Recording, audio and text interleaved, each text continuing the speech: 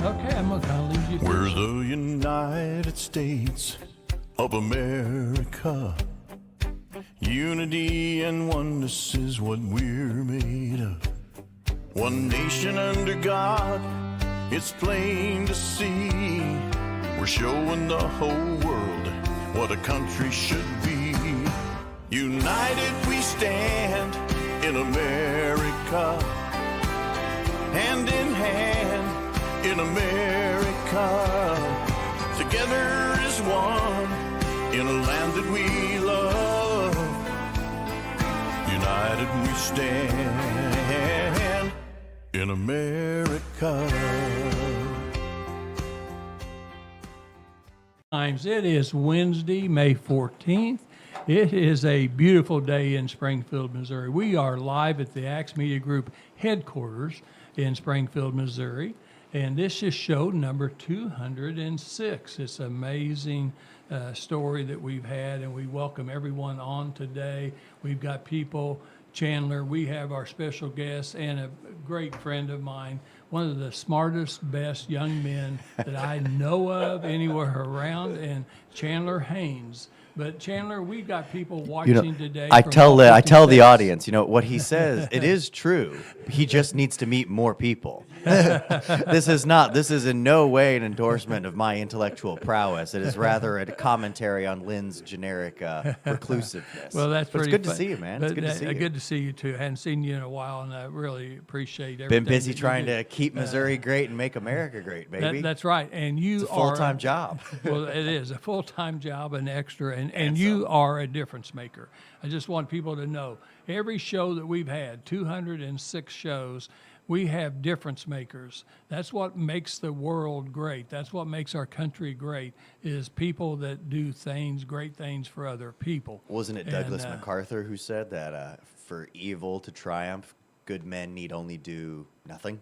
Yeah. Right? I was like, right. That's the starting point. The starting point for entropy and for decay is people that know better not doing anything. So sure. The way you make a difference is just do what's right to kick things off. And I mean, what a good sentiment to echo in a ministry. I'm a big fan. Well, sure, and I appreciate that comment. You know, this show, we do social issues, social causes, Chandler, and we found out during COVID and even the start of this show 4 years ago that people don't have hope in this country.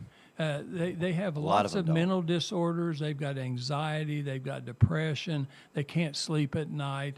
There's financial issues. There's all kinds of issues. And then, unfortunately, we've had a lot of leadership on both sides. I'm going to say both sides, the Republicans and Democrats, where some of them have let us down. They argue so much that they don't do anything. I was just thinking about, now we know the infrastructure of the airlines, the airports, everything is pathetic. It's archaic. They're still using floppy disks. I mean, you can't even go to a pawn shop and buy a floppy disk. I genuinely, I mean, we all know not to trust the fake news, but whenever I saw that specific detail, I'm just like, this can't be real. And then I went and looked at the videos that Sean Duffy himself put out, which what a stinking great transportation secretary we have. We go from Rear Admiral Pete Buttigieg, the guy who takes 9 months of paternity leave that he doesn't even earn because they adopted a kid, He's gay, guys. They didn't have the baby. They adopted it. Everyone, we should all know this. What an improvement, going from Pete Buttigieg to Sean Duffy, going from this ridiculous, farcical, liberal person that's pretending to have a family, over here to Sean, who is the super Catholic and has got 9 children, and it's a great operator, a competent secretary. And but I think you were alluding to the fact that it seems like even though everyone can agree on this large mutual problem, no one seems able to move the ball. No, and we need to now. We actually need to now because we're having more accidents on the runways. You and me are personally vested in this. Air, an old friend of ours is in the air right now. Miles is on his way to Miami. Oh, really? Yeah. So Miles what's he doing in Miami? Oh, a big RNC conference for, GOP stuff. So Jan and I, last night, I knew we were going to talk about this on the show. Jan and I, we were trying to count up how many times that we have flown and I have flown because of either business through our family pharmacy organization for 43 years, being political. When I was a state rep, we flew to Cuba, we flew to Brazil, we flew to Turkey. We did a lot of government things, vacations. You take your family vacation with the kids, then you take one with your wife by yourself. Then you know, there's we counted several hundred times that I've flown, okay, in my lifetime. Of course, I'm an old guy. No, busy but people I've will flown be so many shocked whenever times. they realize how And- many times they hop on an airplane. Yeah, and so I'm thinking to myself, my gosh, we depend on them to be accurate and efficient. And when they say the system is broken, well, it's been broken for a long time. Shame on Congress and on the leaders that have been in charge. Shame on them and then they had hundreds of millions of dollars of infrastructure during the last 4 years that they passed, but they left out the airline industry. I mean, come on. So I'm hoping that Congress will work together and let's get something done for the people. A big industry. We can't have planes falling out of the air and running into each other. And we have. It's obviously this isn't going to be the crux of the conversation, but I think that the point that is being made without even being made is how you talked about how the system, like the airline system, has been broken for years and is broken, and shame on Congress. Well, I want to talk about another system that's kind of acting like it's pretty broken. That would be Congress itself, right? I mean, right. We are well over 100 days. Just to put a little bit, to put in context the comments and the stances that I have, so they make a little bit more sense. My name's Chandler Haynes. I'm the political director for the Missouri Republican Party. There's the National Republican Party, the RNC, right? Everybody's familiar with that. Chairman Whatley is in charge of that. Each state has their affiliate branch of the Republican Party. I help run that. But it seems like we have a Congress. I mean, yeah. Everybody, I've heard all the talking points about, we don't have big majorities, but, we have a Congress that can't, we're well over 100 days into Trump's first administration, and the man was elected on a mandate, the Electoral College, the popular vote, everything, both houses in Congress, a 3-seat majority in both the House and in the Senate. I think it's a 2-seat majority now in the House, but it's us plus one. And every single Republican in these United States should be behind President Trump. So hypothetically, even if you have a majority of one, you should still be able to move legislation in the House because we should all be on the same team. And dadgummit, Lynn, if it's not embarrassing that the Republican Congress and the Republican Senate have only passed 5 bills up to President Trump, right? Only 5. Right. The president is doing all of the heavy lifting with the executive branch, with investigations, with executive orders, wonderful executive orders. I'm sure you observed with distinct interest the pharmaceutical executive order, right? Right. People don't Americans, by and large, and Missourians especially, we're nice people, right? We take for granted that we're doing what's right by someone and assume they're doing what's right by us. And that just, when it comes to everything from foreign countries to pharmaceutical companies to also foreign pharmaceutical companies, that's just not the case. We've had game run on us for a long time, both at home and abroad. The president is, for the first time in my lifetime, for sure, actually trying to take decisive action to give the people of this country, the middle of this country, what they need and what they want.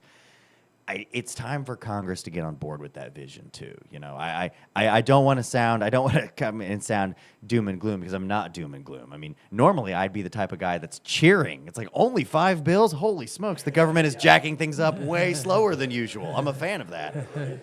But, right now's the time for decisive action, bold action, especially, on the tax front of things. Putting a slightly more positive spin on things with the administration in place that is in place. I'm a young guy, right? Right. Just had our first daughter, right? Right. Got a little farm Congratulations. out in Rogersville. Dude, Caroline Sue Haynes. She's stupendous. Jayla and I don't really believe in the internet, though. So everyone's just like, "Dude, you have your baby?" And I'm like, "Yes, but there's never going to be a photo of her online." So if you're interested, you can come into this skiff, put your phone over here, and I will pull out a paper photograph of the child.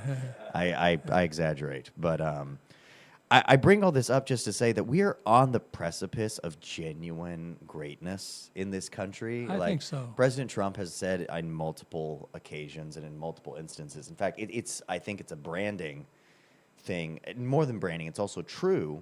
He's used the phrase second American golden age, an American golden age, over and over again. He used it so much that actually when we did statewide Lincoln Days in St. Louis, one of our special events was called the Golden Age of America reception, which a big success, as he would say.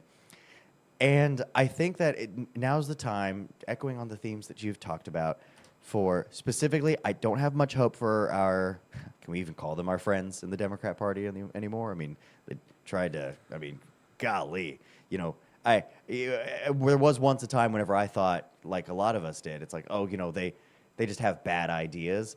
I'm not so convinced they have bad ideas anymore. I'm pretty convinced that the whole point, their whole mission, their whole agenda is to just destroy America. I mean, if the only things you do drive us towards that, I kind of have to start thinking, let me put it this way.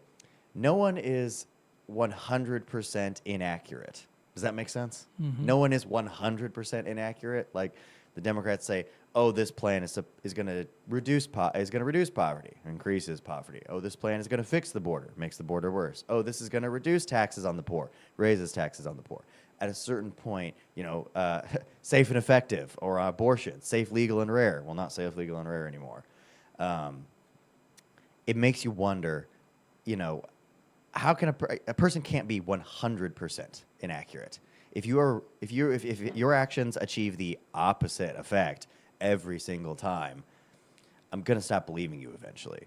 So with that in mind, the time right now it's time for the Republican Party. The real interesting conversations in government are all happening in the Republican Party. Center right, hard right, maybe a little bit more of a regnal executive. There's a lot of philosophy around that, about a direct and decisive, empowering the president with more authority than he already has because of the obvious inaction in Congress. But all of that is to say that we have these fringe frustrations and we have, true complaints.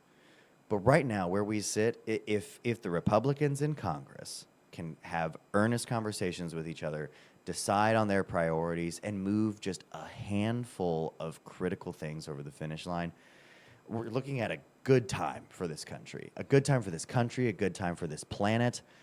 I mean, everything that's happening is going to be better. I mean, a good economy is good for everybody in this country, and I mean everybody in this country. Us young people, the older folks too. Us young people get better paying jobs so we can afford our houses faster. The older folks get better return on their investments and their retirement accounts and things like that. And with President Trump, stomping all over the world, telling people, you stop killing, you stop fighting, you stop fighting. I mean, peace abroad, a roaring economy at home, we could really be looking, freedom of speech is back on the table. Trump is eliminating all of these racist DEI programs that were in the government. I mean, arresting a couple of judges that were helping illegal immigrants hide from the law. I mean, I really think for the frustrations that I do have with the caucus up in Washington, D.C., I also trust the one thing all politicians have, which is, even if it's not strong, a self-preservation instinct.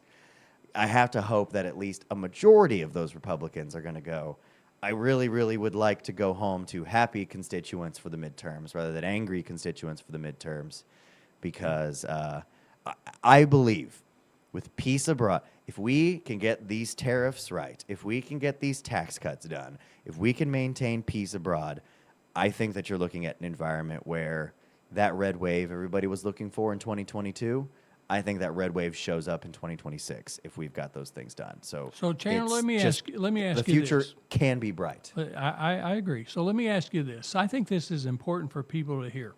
So you're young. You're 27. I'm a lot older. And not a lot older. 47, right?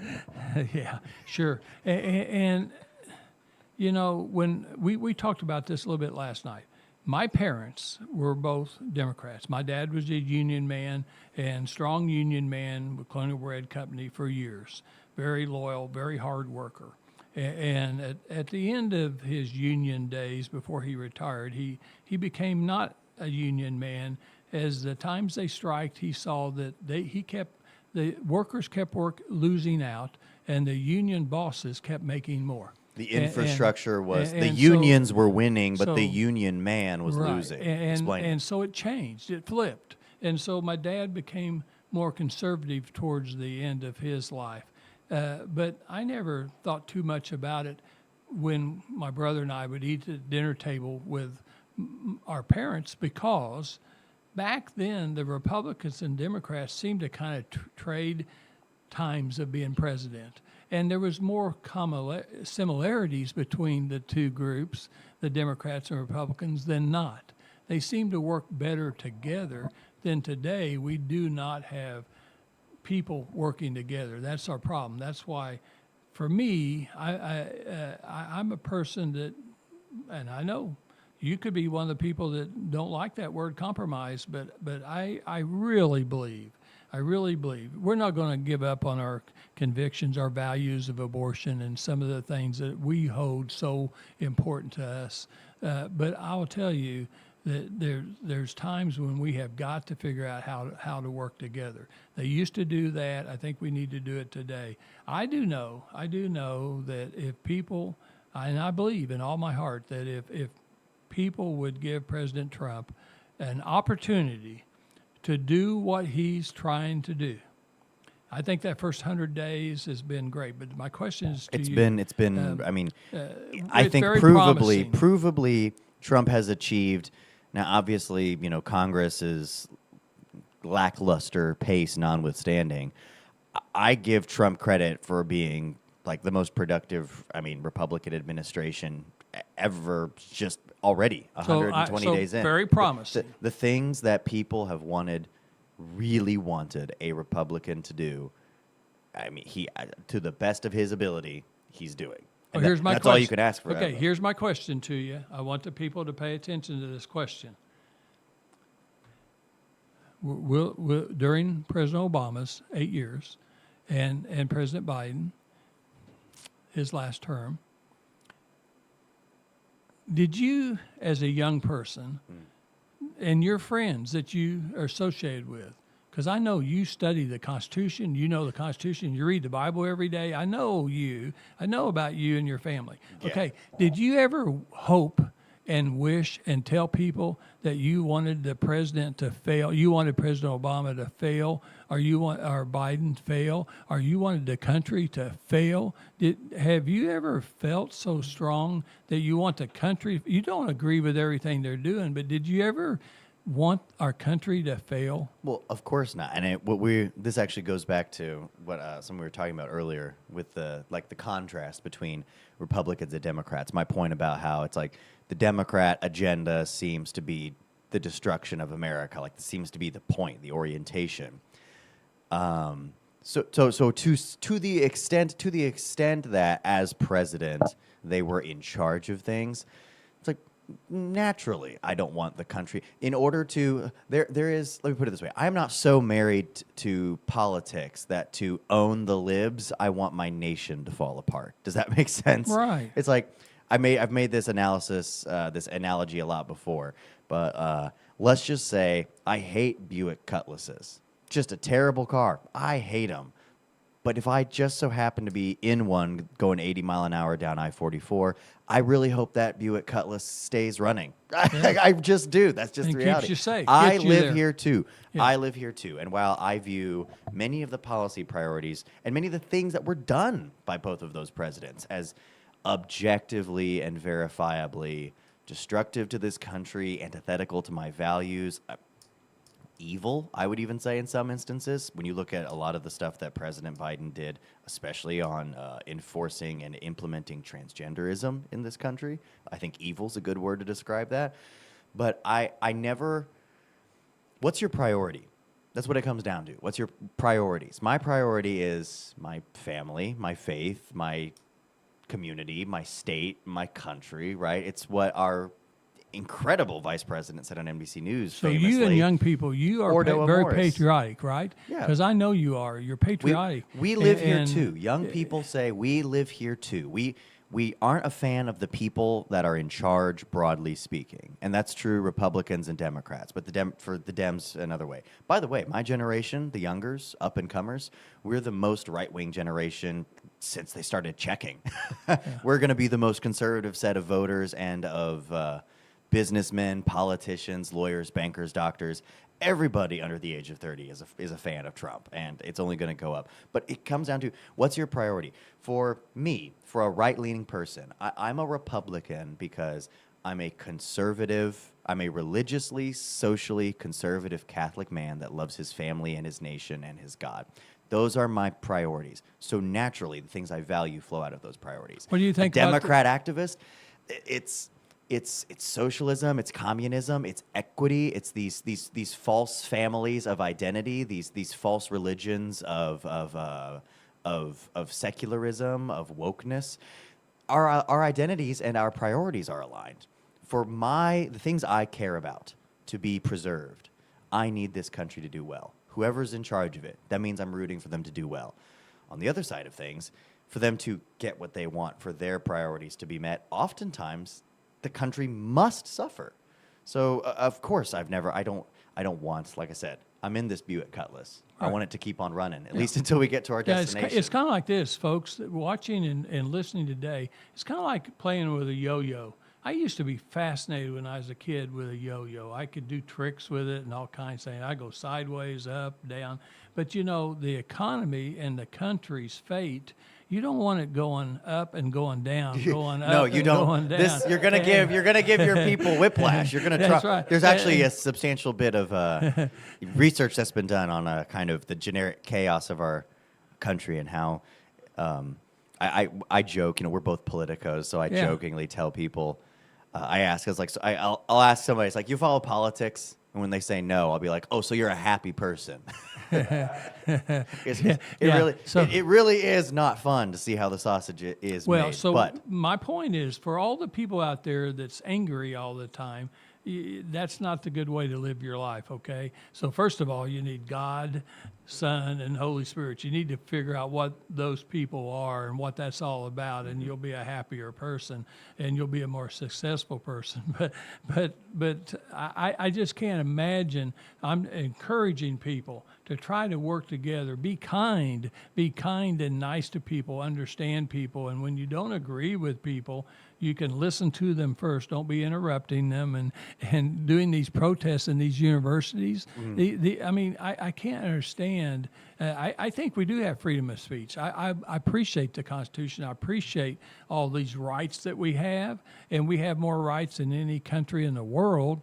But you can't use that and hide and start telling Jewish students in Columbia University that they can't go to class. They can't study at the library. They had finals last week, and they interrupted the library for 6 hours, took it over. That's just not right, is it? that issue specifically is interesting to me because of the focus that's been placed upon it. So, for one thing, I think that it's super important to talk about what's going on these campuses. Whenever we call them student protests, now, let's put this out there. I'm not exactly... I'm not one of these people that is going to tell you that if you speak a negative word about Israel, you got to get out of here. I got questions about what they do, 100%. You better believe it.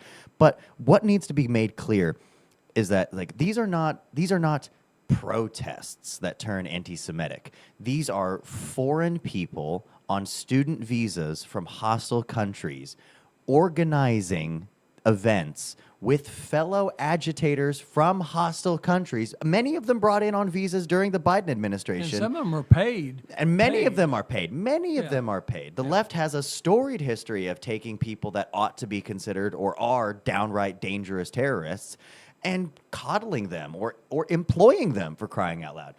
Lynn, I don't remember, I don't know where you were, but do you remember the eco-terrorism bombings that happened in Congress? I want to say it was in the 70s or the 90s. The three people involved with that, if memory serves, it's very, very broad stroke detail, but I think the three people that were involved with that went to prison for a year or two, and then this, that, the other wind up at Oregon State University and Penn State University.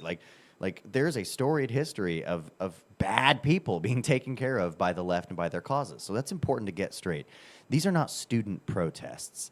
These are hostile foreign agitators that have acquired visas that are using American tax dollars, right? They're here as a guest. They are our guests in this country to attend our universities. First of all, I don't see what on earth are we doing letting people from countries that hate us? Like, why are we letting anyone from China, from Iran, from Iraq, from, any of the... Why are we letting any of these people into our country, A? And B, why are we letting them study at our universities? We want to give them our best ideas and then send them back? Although, I don't know, as bad as universities have been about gay race communism lately, maybe this is a Trump tactic. Bring the Chinese over, teach them up at Columbia, send them back, and it's just like, so boys are girls. What? The empire collapses instantly. China's no longer a threat. I see the long game now. Hey, I'll tell you what, Chandler. I want the people to listen to this. But of course too. It's not right. Of course it's not right. I tell you what, you're on top. You're on topic. So, one of the things when I was a state rep, one of the things, and I've not talked about too much. By the way, I have started my book again, The Good and the Bad and the Ugly of State Government. God has told me to complete the book. I've got a chapter for you. I got extras. Okay, I got notes. I'm taking It's notes. gotten badder. It's gotten uglier. Okay, we're taking notes, but now I'm going to add county government to it now that I'm involved. I'm going to not leave anybody out. I want to talk about the good that I've seen. I want to talk about the bad, and I want to talk about the ugly, because I think people in this country need to know what we really see when we're involved. But here's something.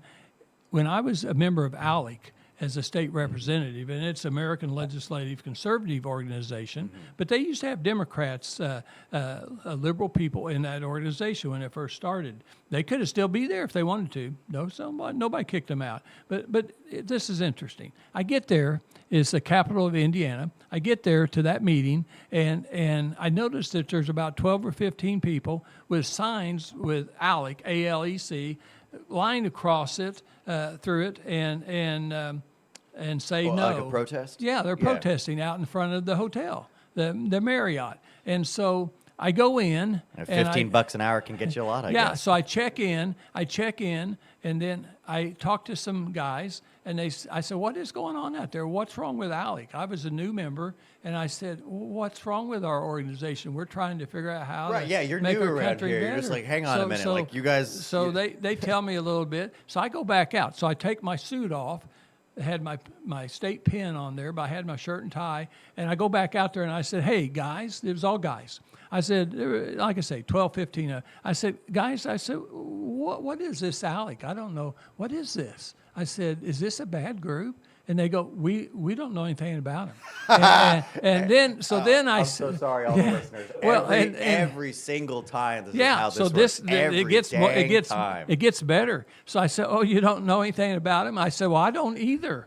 And I said, so why are you here? Well, we get paid $50 and for the day, and we get free bag lunch, and we get right across from the Marriott is the AA baseball team, just like we have one in Springfield. Okay. Beautiful stadium. So I could see that stadium over there, and he pointed to me. I know the stadium, and actually. yeah, I've been to Indianapolis for a Young Republican National Conference in 2021. And he says, it's a great we town. get all free tickets to the game tonight and a free hot dog and drink when we get there. So they were there for a brown bag lunch. They were there for $50. They were there to get tickets to the baseball game, and they had no clue what ALEC is. A lot of the protests that we have in this country, even though we have free speech, is the fact that George Soros or somebody's paying these people to protest. And I don't care if you want to protest and have legitimate reasons to protest. Yeah, but is this That's organic? fine. Like, did you sit on your couch and watch the news? Did you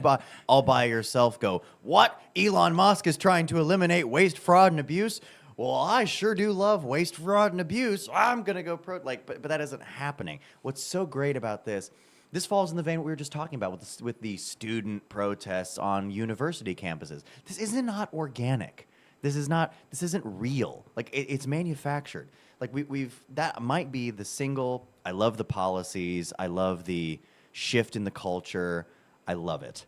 But one of the greatest gifts that the Trump era may have given to us is the kind of masking off of how bogus it all is. You know what I mean? Like how the liberal consensus is mostly manufactured. It's mostly, fake. It's sometimes it's straight up bought and paid for by activist organizations to literally manufacture the appearance of popular consent, like paying protesters to show up. You hit the nail on the head with the George Soros organization's Open Society Foundation is one of the big offenders for like paying people to show up to these events. But I got bad news for the Democrats, and that is if the Trump economy takes off in the way that I really hope that it is, $50 in a sack lunch ain't gonna cut it. They're gonna have to jack those rates up high if they still want their protesters to Hey, show let me up. ask you another. I heard you mention Catholic, and we've got a new pope.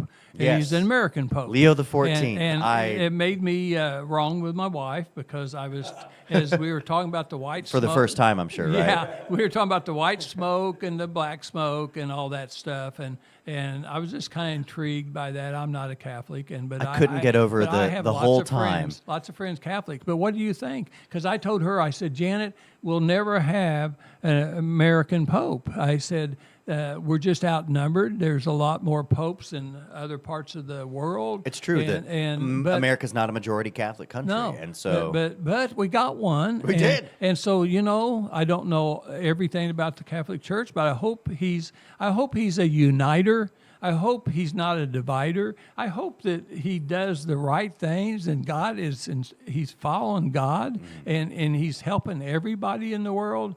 I think a pope can do that. I think so. This is a ministry podcast, and we talk a lot about politics. There's some Christians that would say that, politics is worldly, but I've read my Bible quite a bit, and I'm pretty sure that Jesus commands all of us to go make disciples and nations of every people on the earth. That sounds slightly worldly. I'm not saying that we make this place our home, but it's part of it. I'm an adult convert to Catholicism. And I thought the same thing that you thought. I mean, I'm relatively new. I'm new around these parts, as I say at my parish, and obviously some of the greater intricacies. Is your wife Catholic Are too? lost Then on me. was she Catholic? No, she's so not. she- Working on her. She's okay. gonna get there, though. She's gonna get there. I am confident in the grace and the providence of the Almighty. Let's put it that way. He worked on me, and I'm confident of that. But we usually go to fellowship together with my parents in Rogersville. Yeah. But Leo the 14th that's his name. His given name is Robert Prevost. He's Right. from Chicago. Right. He was the Cardinal Bishop of Chicago. He was also, there's some words you're not going to he was the head of the dicastery of the clergy, which means that he was he oversaw the collection of bishops all across the planet. He was like their manager, basically, more or less. Yeah.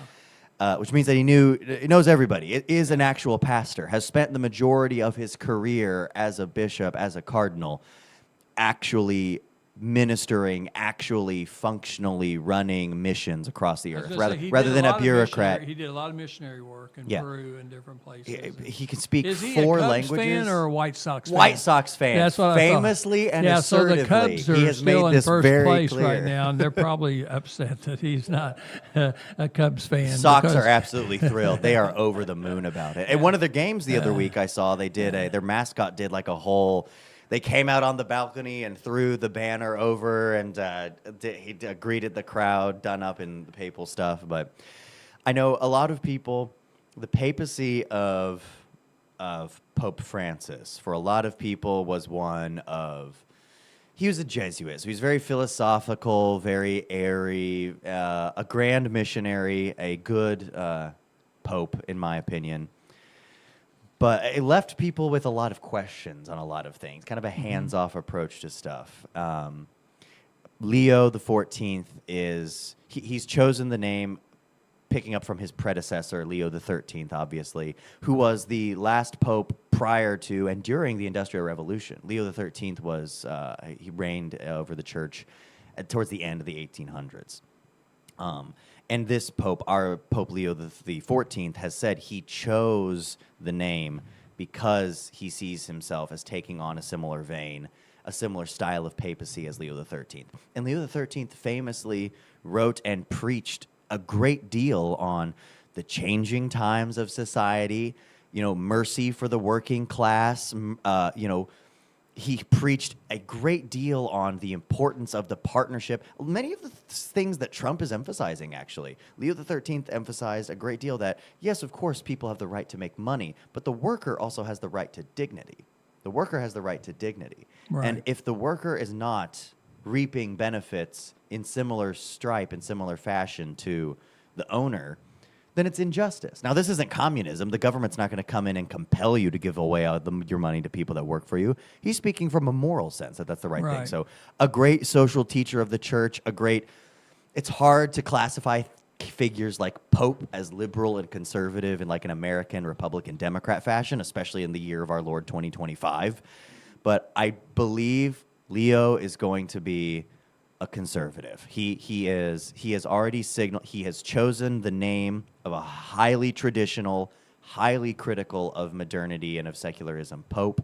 He has vested himself with the traditional garments and vestments and icons of the office, showing kind of a continuity with his more conservative predecessors rather than perhaps with Francis. I think, and he's an American. Someone caught on camera. He was, doing the Pope stuff. Hands kiss. Oh, Papa, Papa, Papa, and it's just like bless you, all that stuff. And someone asked him, do you have, you're an American Pope, Holy Father. Do you have, are you going to have a similar? Do you see yourself having a similar message for America as your predecessor Leo the 13th may have had for the world writ large? And Leo says, I've got many, many messages for America. Well, and see, that's I'm looking forward to him encouraging us. He's a great social conservative. There's quotes all over the internet of him talking about how, the sanctity of life, the sanctity of marriage, even going so far as to talk about how it's really important we discourage young people who are dating from kissing and holding hands because that can lead to physical temptation. I'm just like, oh my gosh, like this guy is like old school abstinence, like wow, like we're going back.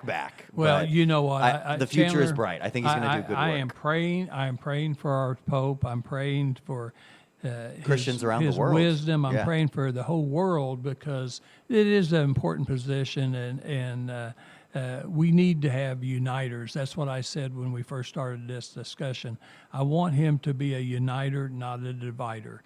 We have too many dividers out here in this world, and even in our own country. And it's time that we all work together and find common ties and work together. Hey, we are going to talk about sponsors, and we're going to come back and kind of wrap this up.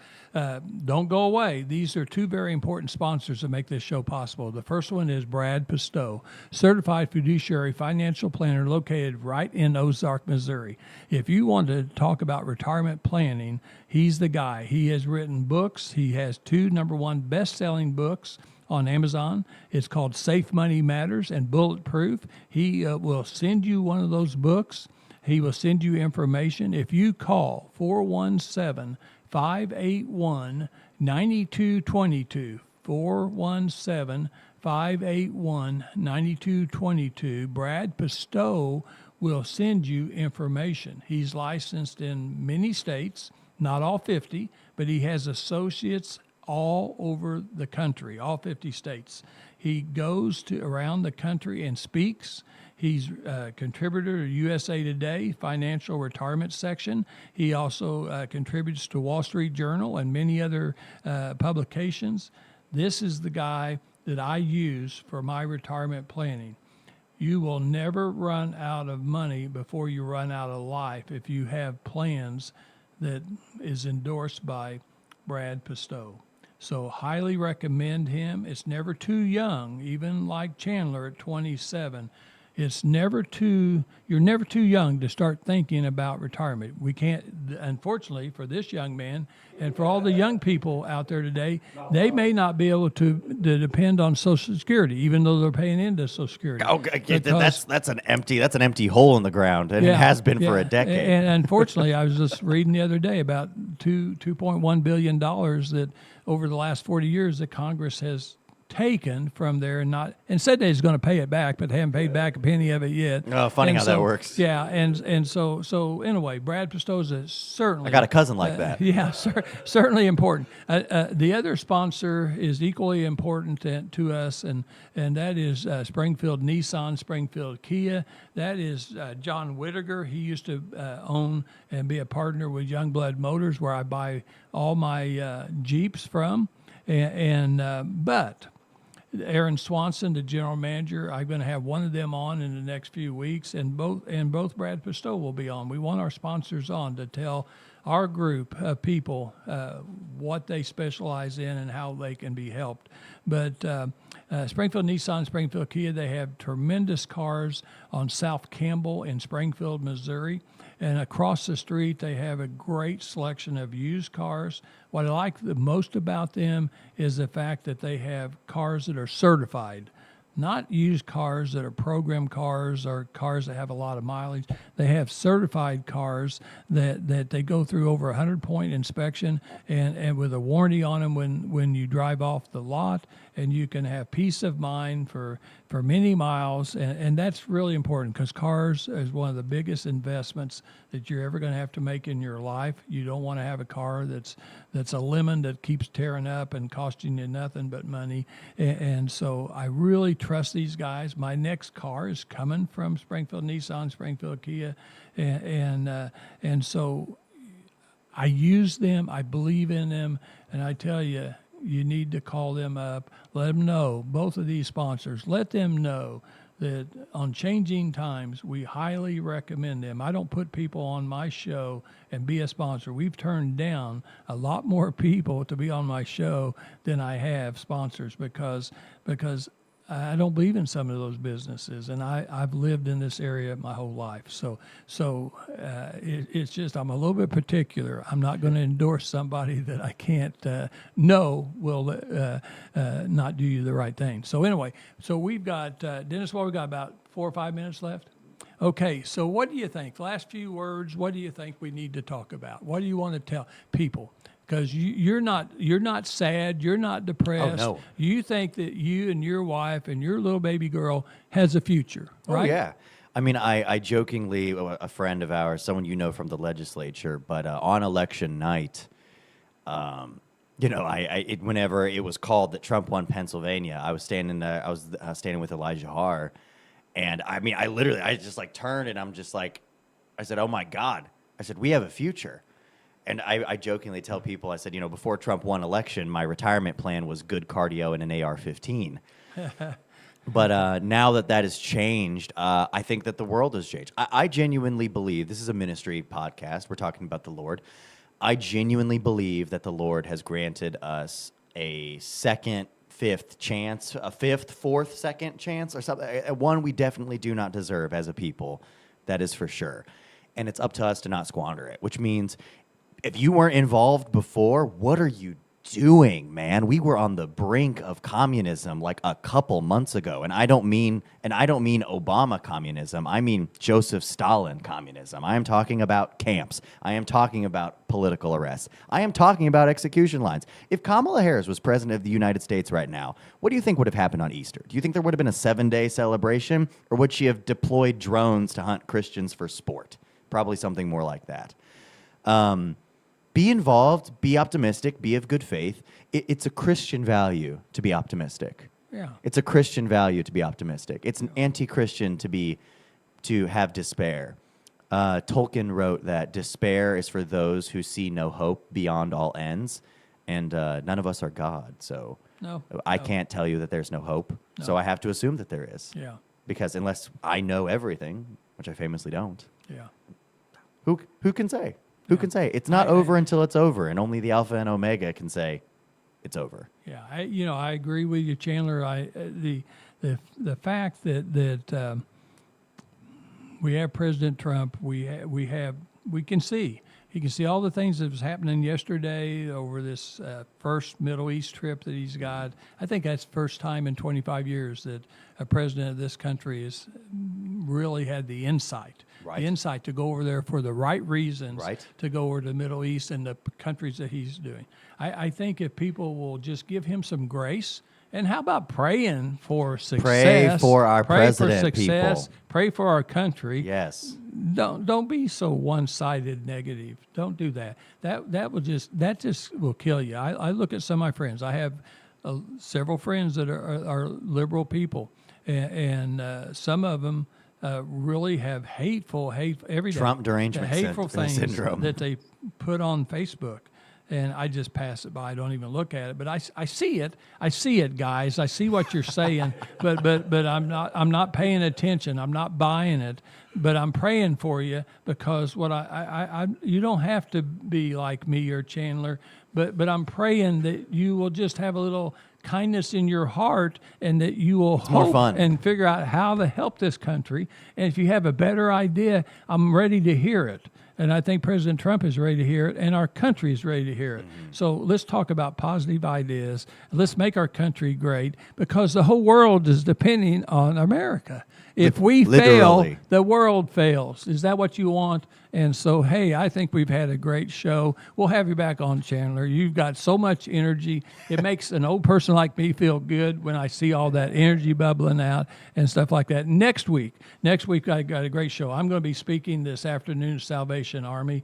The 135 years celebration today in serving Greene County, where we're at right now in Springfield, and Christian County. 135 years. I'll have them on the program next week. Dr. Mary Byrne will be back. She's in Jefferson City. Session will be over at the end of this week, and she'll be back. She's the Executive Director of Joint Committee on Education, Missouri Senate. She's got a very important job that she's doing up there, education, trying to change our education system in the state of Missouri. We need to make some changes. And so I think that we're on the right track.